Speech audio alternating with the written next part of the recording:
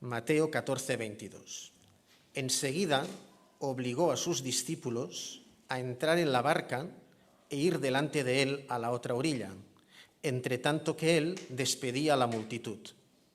Y una vez que despidió a la multitud, subió al monte a solas a orar, y cuando llegó la noche estaba allí solo. Y la barca estaba ya en medio del mar, azotada por las olas, porque el viento era contrario. Mas a la cuarta vigilia de la noche, Jesús vino a ellos andando sobre el mar. Y los discípulos, al verle andar sobre el mar, se turbaron y decían: «Es un fantasma», y se pusieron a gritar llenos de miedo. Pero enseguida les habló Jesús, diciendo: «Tened ánimo, soy yo, no temáis». Entonces le respondió Pedro y dijo: «Señor, si eres tú, mándame ir a ti sobre las aguas». Y él dijo: «Ven». Y descendiendo Pedro de la barca, se puso a caminar sobre las aguas para ir hacia Jesús. Pero al percibir el fuerte viento, tuvo miedo y, comenzando a hundirse, gritó: «Señor, sálvame». Al momento Jesús, tendiéndole la mano, lo agarró y le dijo: «Hombre de poca fe, ¿por qué dudaste?». Y cuando ellos subieron a la barca, se calmó el viento. Entonces los que estaban en la barca vinieron y le adoraron, diciendo: «Verdaderamente eres el Hijo de Dios».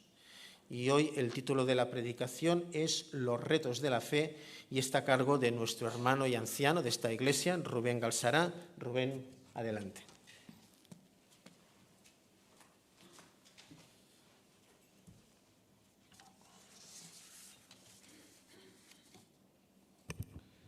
Me gustaría empezar con una oración. Señor, te damos gracias por el Señor Jesús, te damos gracias por la cruz, te damos gracias por nuestra redención y también, Señor, porque tú eres nuestro guía y nuestro pastor, Señor. Exponemos ahora la palabra y queremos pedir que tú la bendigas, que tu Espíritu Santo nos hable con poder, Señor, y que nos ayudes a comprenderla y asimilarla. Te lo pedimos en el nombre del Señor Jesús. Amén. Buenos días. Los que os gusta la poesía, y sé que hay algunos entre vosotros, veo a Abel, por ejemplo, por aquí, a mí también me gusta mucho. Posiblemente el mejor poeta español que ha habido fue Antonio Machado, y decía Antonio Machado que no quiero y no puedo cantar ni quiero al Jesús del Madero, sino al que anduvo en la mar. Y es que seguramente este pasaje, este texto, el de Jesús andando sobre el mar, es un texto que a todos nos fascina, incluso a personas no creyentes muchas veces hacen referencia a este texto, porque esto da una imagen de autoridad y poder, alguien andando sobre el mar. Hoy veremos el poder del Señor, pero veremos algo mejor. Pero para eso tenemos que esperar a más adelante, al final. También veremos que es un texto lleno de retos. Son los retos, lo he titulado así, los retos de la fe. Lo fue para los discípulos del Señor y también lo es para nosotros. De hecho, esta travesía, que vamos a ir viendo sus diferentes etapas, en realidad va a ir recorriendo los diferentes estados de ánimo que a veces sufrimos en la fe. Por lo tanto, y os pido vuestra atención, vamos a ir descubriendo paralelismos para también nuestra andadura. Y me gustaría empezar con una pequeña introducción. Antes de introducirnos en el texto, quería que prestarais vuestra atención a dos elementos muy significativos que llaman nuestra atención en este texto. El primero es el mar. Y de hecho, si ampliamos nuestra visión y hacemos una visión abierta de los evangelios, ¿cuál es el lugar donde más se manifiesta el poder del Señor Jesús? En el mar. Recordamos milagros como la multiplicación de los panes y los peces en la playa, las pescas milagrosas. ¿Os acordáis cómo inicia el Señor su ministerio? Con una pesca milagrosa y llama a sus discípulos. ¿Y cómo termina el ministerio del Señor Jesús una vez resucitado? Con otra pesca milagrosa para que los discípulos reconocieran su poder. Y también un episodio muy paralelo que vamos a hacer referencia, un texto muy similar, un acontecimiento muy similar a este, en que Jesús calma la tempestad en la barca. ¿Os acordáis? Y ahora andando sobre el mar. Y estos hechos toman más relevancia si tenemos en cuenta que varios de los discípulos que eran pescadores, eran hombres de mar. Por lo tanto, el Señor en todo momento tiene la intención de manifestar su poder en el propio entorno de aquellos hombres del mar para fortalecer su fe. Y el segundo elemento, y es el elemento central del reto. Yo os invito que vayamos viendo las diferentes etapas de esta travesía en la barca, porque es el elemento central del relato. Esta pequeña embarcación en realidad es una metáfora de la vida y del lugar que el Señor ocupa en ella. Los discípulos, como he mencionado antes, van a vivir los conflictos que todos vivimos en la fe, la duda, el temor, la ambivalencia, pero también la confianza y la adoración. Pero lo más importante, vamos a ver cómo el Señor les asiste en las 4 etapas de la travesía. Así que vamos a iniciar esta travesía, nos vamos a subir también nosotros en una barca, poneros vuestra gorra, vuestras gafas de sol, vuestra protección solar y vamos a embarcarnos en esta travesía de la fe.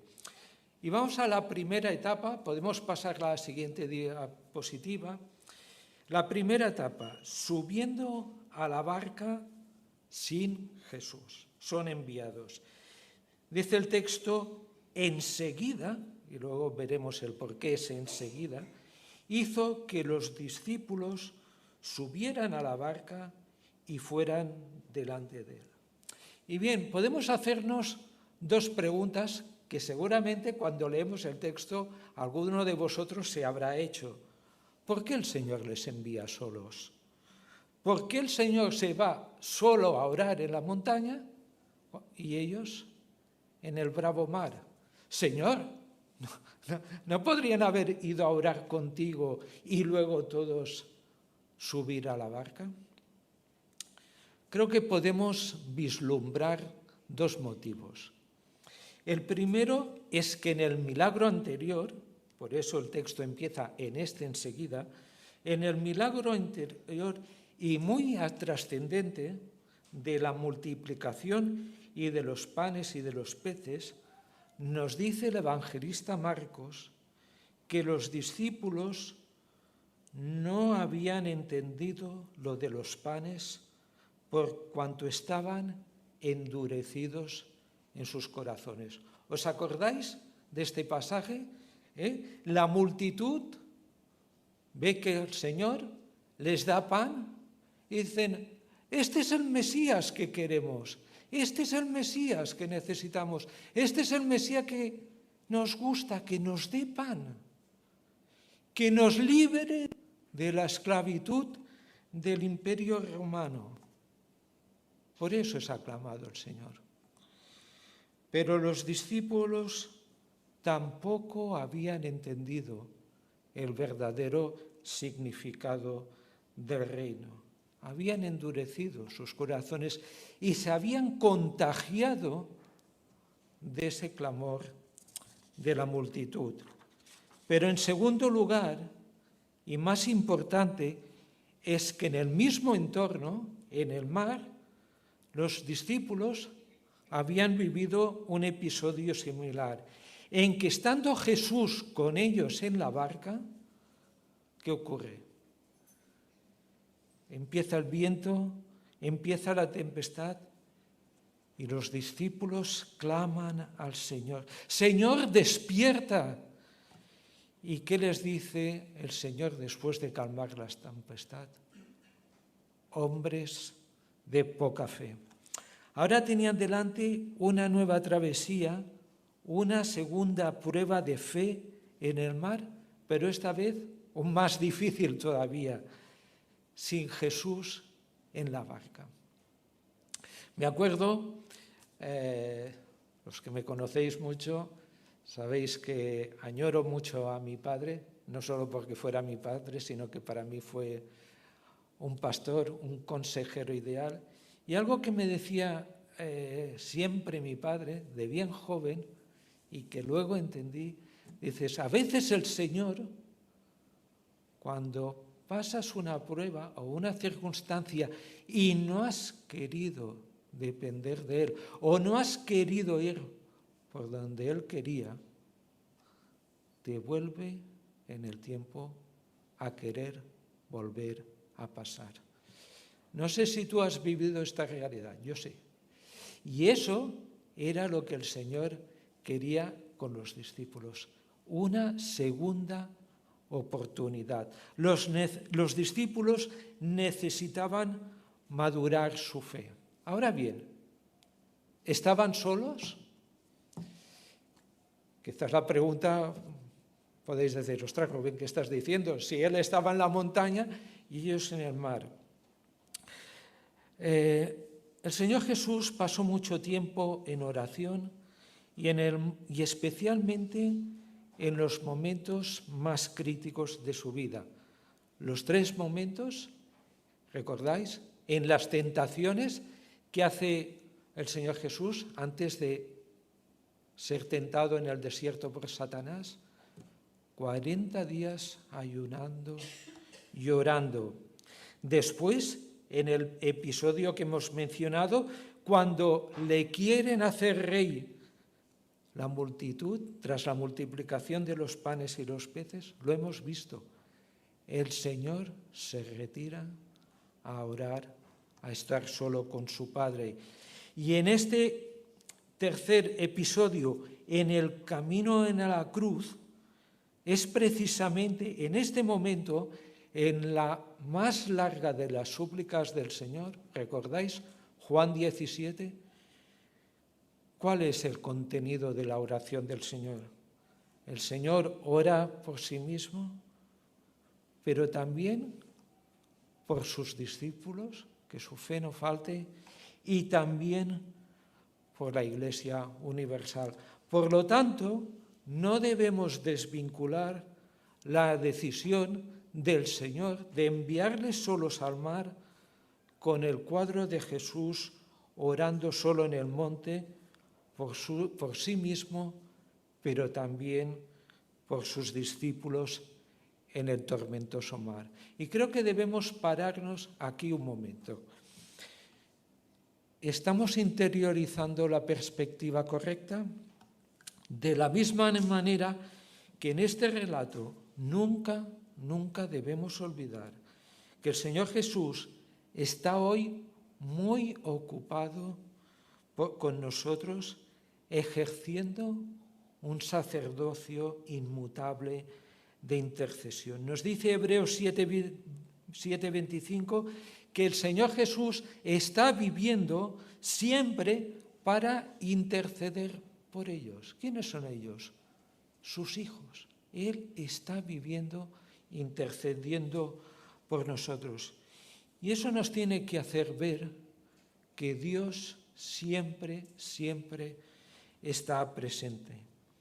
A veces, como los discípulos, y lo vamos a ver, puede parecer que palpamos en nuestra barca la ausencia de Dios. Pero no es así. Cada reto de la fe, cada dificultad de nuestra vida no se escapan del control de Dios. En la vida del creyente no hay fatalidad. ¿Cuántas personas que tenemos alrededor, cuando sufren los golpes de la vida, hablan de fatalidad, de mala suerte? Todo lo contrario en la vida del creyente. Hay propósito preparado para él. Y a veces, como ocurre en este episodio, Dios se esconde para que le esperemos cuando llegue Él en el momento oportuno a nuestra barca. Y a veces tenemos que esperar, pero Dios está en todo momento presente. Y pasamos a la segunda etapa de esta ruta. La barca es azotado, atemorizados. Dice, la barca estaba en medio del mar y era azotada por las olas porque el viento era contrario. Yo no sé si alguna vez alguno de vosotros ha vivido esta situación. Yo no la he vivido, pero sí me acuerdo que una vez, yendo en barco, tuve la sensación de un mar movido. Y la verdad es que piensas, nosotros lo leemos de carretilla, pero era una situación que asustaba y mucho. Y empieza el temor y el conflicto. El texto nos habla según la versión, de cuadras, no nos dice bien a nuestro entendimiento, pero traducido es que estaban a la mitad de una ruta de 9 kilómetros desde la orilla hacia el destino y no podían volver atrás porque estaban en medio del camino. Pero además es que estaban en una noche oscura, llevaban horas remando, adversidad climática que provocaba que la barca fuera azotada de tal manera que sus vías corrían peligro. Pero además de todo esto, estaba la ausencia de Jesús en la barca. Pero Jesús regresa. Nos recordamos, primero ora por ellos, así lo intuimos, y en segundo lugar se les acerca. Y bien, ¿y cómo les va a reconfortar? De dos maneras. El primero es andando hacia ellos sobre el mar. Jesús regresa en medio de la noche, debemos suponer entre las 3 y las 6 de la mañana, por lo tanto nos podemos hacer una idea de la situación, andando sobre el bravo oleaje causado por el viento. Si unimos este texto al texto anterior, en que el Señor estaba en la barca con ellos, hay una asociación importante. Los discípulos deben descubrir que su Señor no solo podía callar la tormenta, no solo podía mandar a los vientos que callaran, sino que en su poder podía utilizar los elementos naturales contrarios como su camino. Cualquier viento contrario, Dios lo puede utilizar para sus propósitos y manifestar su poder. Aquel viento que rugía, aquel bravo oleaje, el Señor estaba manifestando que Él también, una vez más, controlaba los elementos. Y los discípulos hubieran tenido que recordar aquel primer episodio de que el Señor había ordenado callar a los vientos. Pero en medio de la oscuridad, no reconocieron al Señor, que había calmado la tempestad estando con ellos en la barca, sino creyeron ver un fantasma, un espectro. Y también creo que es otro paralelismo para nosotros. Qué importante es crecer en las manifestaciones del amor de Cristo cuando venga el siguiente conflicto. Eso es lo que hubieran tenido que hacer los discípulos, pero también es lo que nosotros tenemos que hacer con nuestra vida. Cuando Dios se ha manifestado con poder en tu vida, guarda esa experiencia para la siguiente prueba. El Señor anda hacia ellos y que de otra manera les reconforta. Les habla. ¿Pero de qué manera? Les habla con palabras totalmente reconocibles de nuestro Dios. Pero enseguida, inmediatez, Jesús les habló diciendo: tened ánimo, soy yo, no temáis. Primero da muestras de su presencia y poder, pero más importante aún, les da palabras de aliento. ¿Con cuánta frecuencia el Señor les tuvo que decir a sus discípulos: no temáis? No temáis, manada pequeña, porque a vosotros os ha placido daros el reino. ¿Y cuántas veces, con cuánta frecuencia Dios a lo largo de la Escritura da este mensaje a su pueblo? ¿Sabéis cuántas veces? Aproximadamente 365 veces aparece esta expresión en la Biblia. Soy yo, no temáis. Palabras alentadoras en momentos de aflicción, pero también en momentos de conquista, de retos. ¿Os acordáis los llamamientos de Abraham a Moisés, a Josué?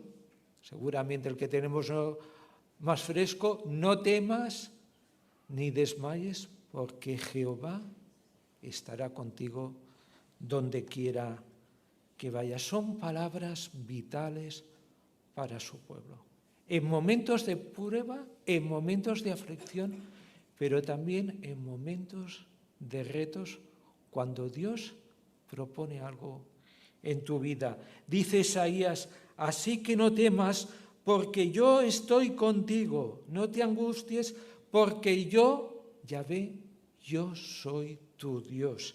Te fortaleceré, te ayudaré, te sostendré con mi diestra victoriosa. El amor infinito de nuestro Redentor nos alienta, nos fortalece y nos capacita para los retos de la fe. Incluso, como con los discípulos, cuando la noche es oscura y no vislumbramos el horizonte. ¿Cuántas veces en nuestra vida estamos en una situación que no vislumbramos el horizonte? Como nos gusta tener la seguridad de ver, pero a veces la noche es oscura. Pero toda seguridad y certeza en el creyente, en este marinero, está anclada en el yo soy, no temáis. Y pasamos a la tercera etapa de nuestra ruta, saliendo de la barca, aceptando retos. Llegamos al clímax del texto: Pedro andando sobre el mar. A pesar de lo que pensemos, es un pleno de aciertos en el impulsivo Pedro. Analicemos todos los detalles con atención. Señor, si eres tú, Señor, tú dices que eres Jesús. Señor, si eres tú, mándame que vaya sobre ti, sobre las aguas. Y a veces cuando leemos este texto nos puede parecer Ya está aquí otra vez Pedro, dándoselas del mejor. Puede parecer un acto de temeridad, pero en realidad es un acto de dependencia, de fe admirable. Pedro le está pidiendo permiso al Señor. Señor, si tú eres, mándame que yo vaya. Si es el Señor, si en el Señor camina sobre el agua, en su poder yo también puedo. Eso es lo que se está diciendo Pedro. ¿Y qué le dice el Señor? Ven, ¿verdad? El Señor premia el atrevimiento de Pedro y Pedro obedece. Y creo que en el siguiente versículo, de una forma sencilla y clara, podemos ver en muy pocas palabras, y podemos pasar a la siguiente diapositiva, lo que es la secuencia de la fe, en 3 actos: descendiendo, saliendo de la barca, caminó sobre el agua y vino a Jesús. Descendiendo, caminando y yendo hacia Jesús. Pedro sale de la barca y creo que es el momento crucial para entender un poco más este texto. Estamos hablando de Pedro, pero ¿dónde están el resto de los discípulos? En la barca. Mientras el resto de los discípulos se resguardan en la embarcación, Pedro responde al llamado del Señor y sale de la barca. Y es que la fe a veces implica estar quietos, pero muchas veces, y a veces no hemos explicado bien la fe, muchas veces la fe implica salir, movimiento, confiar, y frecuentemente sin ver el siguiente paso. Los retos de la fe, los proyectos de Dios en nuestras vidas, sus llamamientos, que a veces nos puede hacer en un momento dado en la vida, para un ministerio o para una etapa concreta en tu vida, incluyen riesgos. Y a todos nos cuesta salir de nuestra barca, ¿verdad? Salir de nuestro confort, de nuestra seguridad, ser capaces de renunciar a nuestra propia seguridad, desligarnos de nuestros temores para andar sobre el mar con el Señor. Pedro, al igual que el Señor Jesús, anda sobre el mar. ¿Cómo te imaginas a Pedro andando sobre el mar? Pues si estáis viendo la imagen, aquí hay una pequeña trampa. No sé si alguno la ha detectado. Aquí el mar se ve un poco calmado, ¿verdad? Pero en realidad no era un mar liso y apacible, como nos muestra esta ilustración. Era un mar con viento y con la turbulencia de muchas olas. Pero Dios capacita a Pedro para andar. Y es también toda una ilustración que Dios siempre capacita en la andadura de la fe, incluso cuando el mar no es apacible. Y este es el recorrido que vemos en las Escrituras con muchos hombres y mujeres de fe, que se sentían incapaces de servir al Señor por sus limitaciones, pero el Señor los capacita.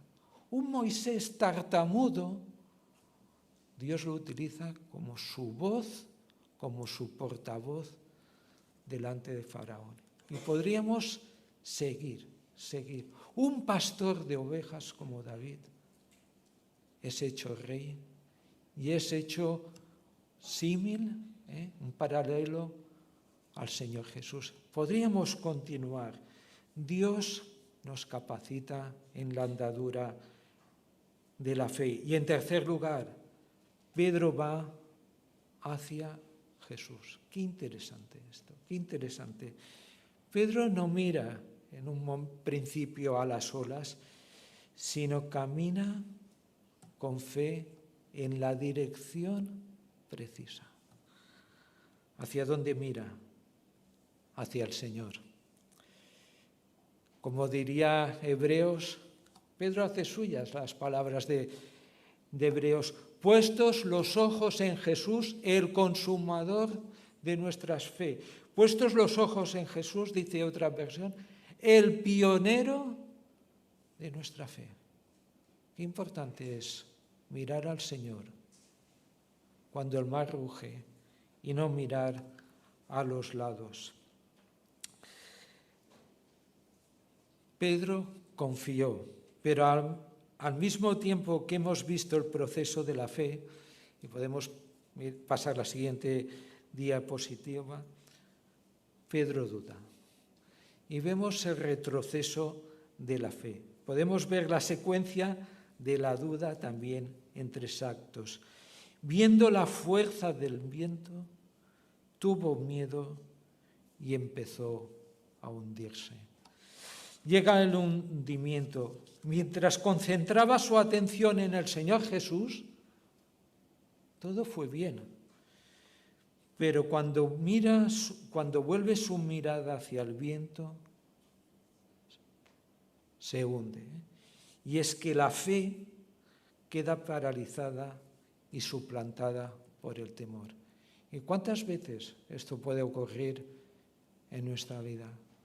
Cuando damos lugar a la duda, nuestra fe puede quedar bloqueada, suplantada por el temor.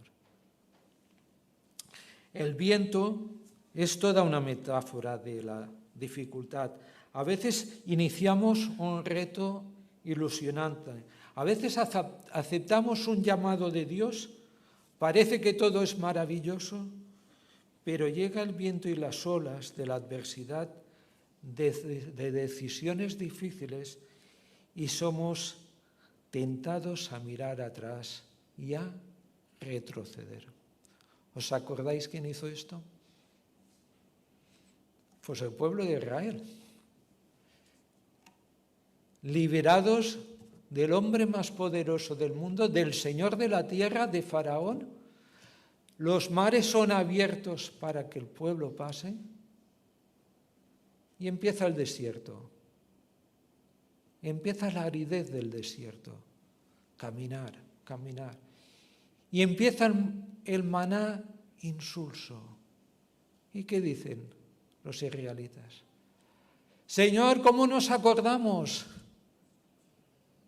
de la comida de Egipto? ¿Cómo nos acordamos del pollo alás de Egipto, verdad? Qué poco duró la fe delante del poder de la majestad de Dios. Qué poca memoria tuvieron del poder de Dios. Qué importante es ser constantes en la fe. Construir una base sólida es vital. Precisamente Jordi nos lo recordaba este jueves en la reunión de oración. Nos citaba la parábola de los 2 cimientos. ¿Qué nos invita el Señor? A construir, a edificar nuestra casa sobre la roca con los cimientos de la fe y de la obediencia para resistir cuando llegue el viento y la tormenta. A pesar de su frágil fe, Pedro clama al Señor para que le salve. ¿Y cómo salva al Señor a un vacilante Pedro? Y creo que entramos en un momento importantísimo. Y me gustaría que si de algo os quedarais de este texto, de este mensaje, sea esto. Inmediatez. Al instante, Jesús extendió la mano, los sostuvo y al final le dice: hombre de poca fe, ¿por qué dudaste? Hubiera bastado un simple mandato del Señor. Aquel Señor que andaba sobre el mar podía hacer otro milagro y hacerlo subir. Pero Jesús quería que Pedro al igual que había experimentado su poder andando sobre el mar, aún más importante, sintiera el tacto de su amor.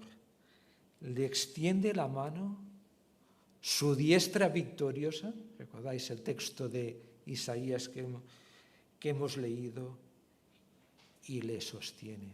Y así es el amor restaurador del Señor. Y es entonces cuando le dice: Pedro, ¿por qué has dudado? ¿Por qué dudaste? La duda es parte de la lucha de la fe, no nos vamos a engañar, ¿eh? Eso sería hiperespiritualidad. A veces en el caminar de la fe tenemos dudas, es parte de la lucha de la fe, pero el Señor no le recrimina su miedo, lo que le recrimina es que una vez ha puesto a prueba al Señor, vuelve a dudar. Y en realidad, en la vida de Pedro hay constantes vacilaciones. De una vehemente nos acordamos delante de la cruz, declaración: Señor, aunque otros te dejen, yo moriré por ti. ¿Y cómo acaba? A la más triste negación del Señor: Pedro, ¿tú estabas con Jesús? Yo no lo conozco. Creo que Pedro también revela nuestra fragilidad, nuestra debilidad, ¿verdad? Pero es alentador también que el Señor, como a Pedro, siempre nos perdona, restaura y vuelve a capacitar, como hizo con Pedro. Y entramos ya en la última etapa. Estamos llegando al puerto, en la barca con Jesús glorificando a Dios. Cuando ellos subieron a la barca, el viento se calmó. Entonces los que estaban en la barca le adoraron diciendo: en verdad, eres Hijo de Dios. El Señor vuelve a controlar la situación. Nos acordamos en el primer milagro, desde la barca, el Señor reprende a los vientos y al mar, y ahora cuando vuelve a subir a la barca, calma el viento. Vemos la historia completa. Es muy interesante que los 4 evangelios narran ese episodio. Por tanto, vemos la importancia de este texto. Y dice Juan 6:21, en este texto paralelo, que la barca llegó enseguida, otra vez inmediatez, a la tierra donde iban. Y es que Dios nos conduce a buen puerto con propósito, y Él está en el control de cada etapa de nuestra travesía, de nuestra vida. Y a veces es bueno, como en este episodio, pero el principio y el final de la historia. Dios los conduce a buen puerto. Como diría el Salmo 23, nos conduce por buenos pastos. Los discípulos experimentaron el progreso de la fe. Habían contemplado su poder, pero más importante aún, habían contemplado su amor. El Señor había fortalecido de fe. Fijaros, de una exclamación llena de temor y desconcierto, ¿un fantasma? ¿Quién es este? A la adoración, verdaderamente eres Hijo de Dios. Y es que cuando Él está dentro de nuestra barca, podremos conocer más y más de su poder y su amor y glorificarle como Señor de nuestras vidas, de nuestras barcas. Estamos llegando al final y voy a lanzar algunas preguntas para concluir. Como Pedro, ¿estás dispuesto a salir de tu barca? ¿Estoy dispuesto a salir de mi barca, de mi seguridad? No, por favor, todavía no pasemos esa diapositiva. Gracias. ¿Estamos dispuestos a renunciar a nuestra seguridad para andar con el Señor? ¿Cuál es el mayor reto de la fe? El mayor reto de la fe es conocer más y más a Dios y progresar en la fe. Veamos otra vez la historia completa. Aquel Simón, aquel hijo de Jonás, aquel hombre ambivalente, llegó a ser Pedro con el poder y el amor del Señor. Y es que el Señor es el alfarero que nos va puliendo para un propósito. Es la gracia completa que nos asiste. Y el Señor no debe ser en nuestras vidas un fantasma, un desconocido, aquel que no palpamos, sino aquel que se manifiesta con poder y con amor, que como a Pedro está también dispuesto a socorrernos, a capacitarnos, sin olvidar una vez más que Él está ahora resucitado, ejerciendo su sacerdocio permanente en oración por ti y por mí. ¿Estamos dispuestos a andar con Jesús sobre el mar? También tengo otro reto. Quizás es la primera vez que entras en una iglesia, quizás conoces a personas cristianas, quizás has oído hablar del Señor, o quizás llevas tiempo asistiendo a esta iglesia. ¿Estás dispuesto a que Jesús, a que Cristo entre en tu barca? ¿O todavía estás oponiendo resistencia?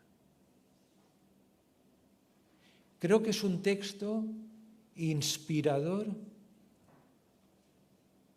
en el que Dios te está llamando. ¿Quieres que Cristo entre en tu barca?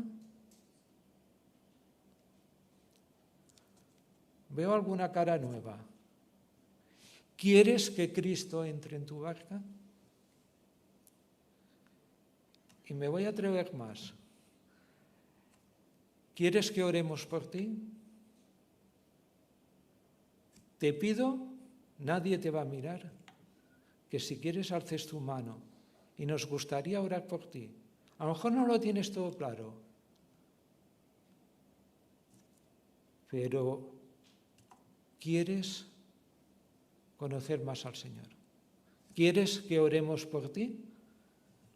¿Quieres que Cristo entre en tu barca? Piénsalo durante esta semana. Y ahora sí, quiero terminar con un texto inspirador de Charles Spurgeon. Dice: los que navegan por corrientes pequeñas y riachuelos poco profundos conocen poco del Señor de las tempestades, pero los que van en aguas profundas conocen las maravillas en las aguas profundas. Es retador para todos los que estamos aquí. Lo voy a leer otra vez. Los que navegan por corrientes pequeñas y riachuelos poco profundos conocen poco del Señor de las tempestades, pero los que van en aguas profundas conocen las maravillas en las aguas profundas. Señor, queremos terminar dándote gracias porque una vez más en tu palabra hemos podido ver, contemplar tu poder, tu majestad, pero también tu amor. Señor, y como decía Spurgeon, queremos conocerte más en aguas profundas. Ayúdanos a andar sobre el mar, a mirarte. Señor, a crecer en una perspectiva de la fe. Ayúdanos cuando nos hundimos, cuando caemos. Señor, levántanos cuando nos hundimos y ayúdanos en este reto maravilloso de conocerte más y más a ti y adorarte en nuestras barcas, en nuestras vidas. Y también, Señor, te quiero pedir que si hoy hay alguien aquí que no te conoce, Señor, que tú lo ilumines para que entre en su barca, en la barca de su vida. Señor, te damos gracias por el Señor Jesús, porque cada día nos enseñas, nos guías y nos llevas por verdes pastos. En el nombre del Señor Jesús. Amén.